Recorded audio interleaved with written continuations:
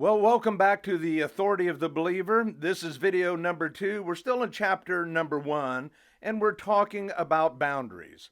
So let's continue our discussion right there. Well, why do we have boundaries? I mean, we are a God man as such. We are not gods with a capital G. We are little g. We're a God man because we are like God and have many of his capabilities, but we have limitations. Man doesn't know everything that there is to know. Our knowledge is not endless. And if we try to think that we know everything, what's that going to bring? It's going to bring trouble. It's going to bring trouble. Number 2, man doesn't have the power to control everything. You see, we're not God. We don't know everything. We don't have the power to control everything in the universe. And if we think that we do and we try to do that, we're going to get more trouble. Amen. Yes. And number 3, man can't be everywhere all at once and do all the things all the time, all at the same time. There's too much complexity in this universe. God takes care of that for us. But if we try to do that, we're going to have big trouble. So we see that God is all-knowing when we don't know everything. We see that we don't have the power to control everything, but God is all-powerful. These are the 3 main attributes that make God God.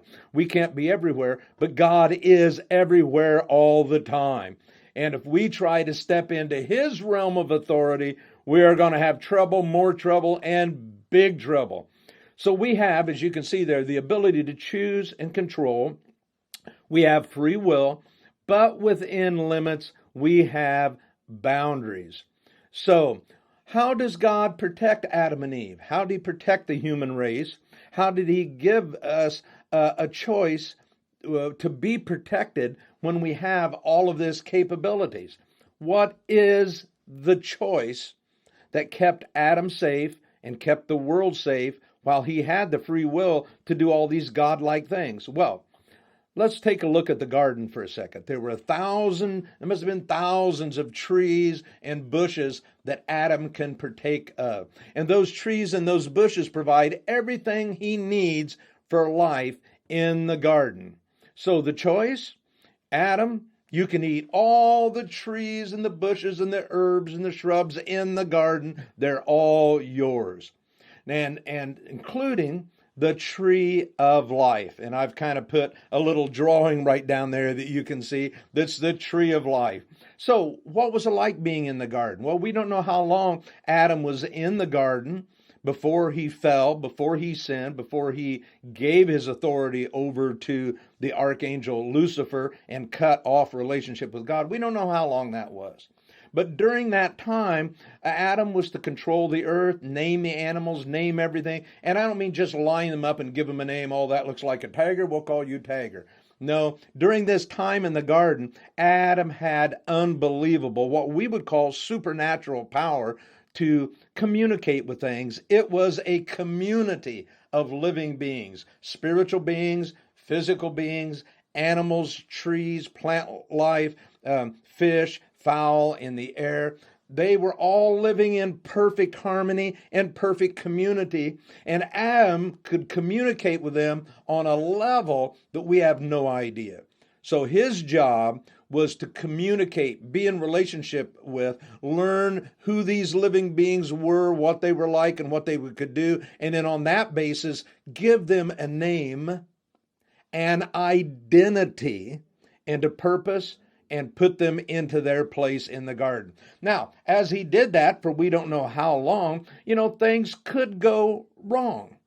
He could maybe get a little scratch. Well, there was a tree that he could go and eat the fruit or eat the leaves, and that would instantly heal him. We don't know. See, today, doctors are still trying to extract medicines from bushes and trees. They are there. They're meant and designed to feed us. That's their purpose. So that's what doctors do, and it's a wonderful thing. We don't realize, though, that in Adam's time, if he got just a little scratch, he could pick a certain fruit off a certain tree, eat that fruit, and the scratch would be healed and disappeared. If he needed comfort, he could eat of this tree. If he needed joy, he could eat of that tree. There was the tree of life. So if Adam got a little tired or he began to age just a little bit, he could eat the tree of life and bam, he would be, and as long as he ate of that tree, he was an eternal being. Isn't this fantastic? Wow, what a garden we had. So he could eat of every tree. So, but now what's the choice in all of that? He could eat all of those trees except one, except the tree called knowledge.